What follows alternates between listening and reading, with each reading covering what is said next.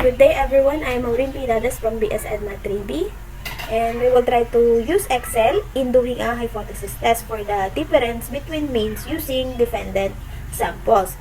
We will solve this problem about cholesterol levels. So this is the problem. A dietitian wishes to see if a person's cholesterol level will change if the diet is supplemented by a certain mineral. 6 subjects were pre-tested, and then they took the mineral supplement for a 6-week period. The results are shown in the table. Cholesterol level is measured in milligrams per deciliter. Can it be concluded that the cholesterol level has been changed at alpha is equal to 0.10? Assume the variable is approximately normally distributed. So, our null hypothesis is mu sub d is equal to 0, and our alternative hypothesis is mu sub d is not equal to 0. So this is our table. So our alpha is equal to 0.10, and our n is equal to 6. To find our degrees of freedom, we will click equal, then we will click J15 minus 1. So, our degrees of freedom is equal to 5. Then, to find the critical value, we will type equals. Then, type P dot I and V dot 2P, because it is two-tailed. Then, we will click alpha, our alpha, then, comma, then our degrees of freedom. So, our critical value is 2.015. So, we will reduce it to 3 decimal point. Our next step is to fill in our table. In column A in our table, we will calculate the differences of each subject. We will type equals. Then, click B15 minus C15. Then, enter. Using cell references, it will allow us to fill down in column A in our table to automatically subtract for each subject. So, in column B in our table, we will square all the values. So, we will type equal sign, then 20 square raised to 2. So,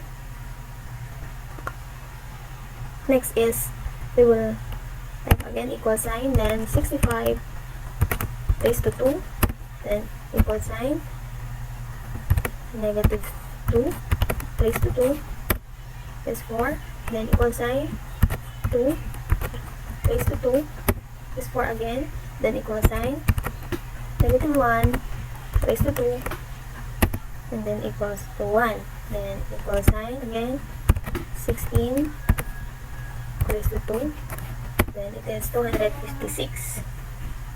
Then, to find the mean of the differences, it can be found using equals, then type average, and selecting the differences in column A in our table. So here it is. Then close parenthesis, then select enter. Then the value of our D bar is 16.66667 or 16.7 if we will round off. Then to find the standard deviation of the differences, we will be found using equals, then type stdev.s and select the differences in column A in our table. So then close parenthesis, then click enter. So, the value of our standard deviation is 25.39029 or 25.3939. So, to find the test value, it can be found by subtracting the hypothesized mean from the sample mean of the differences, which is D bar minus mu sub D. In this case, the null mean is 0, then divided by S sub D over square root of n. It is important to put the numerator and denominator in parentheses. Type equals, then open parenthesis, click D bar, Our value of liver is 16.6667 or 16.7 minus 0. Then close parenthesis, divided by the denominator, open parenthesis. Click the standard deviation. Standard deviation, we calculated. Then divided by square root of 6. Square root of, then open parenthesis, which is square root of 6, which is the value of our n. So we will click the value of our n, then close parenthesis. Then we will click enter. So we will click yes. So the value of our test value is 1.607892 or 1.61. Then we can now make a decision. Our decision is not to reject the null hypothesis.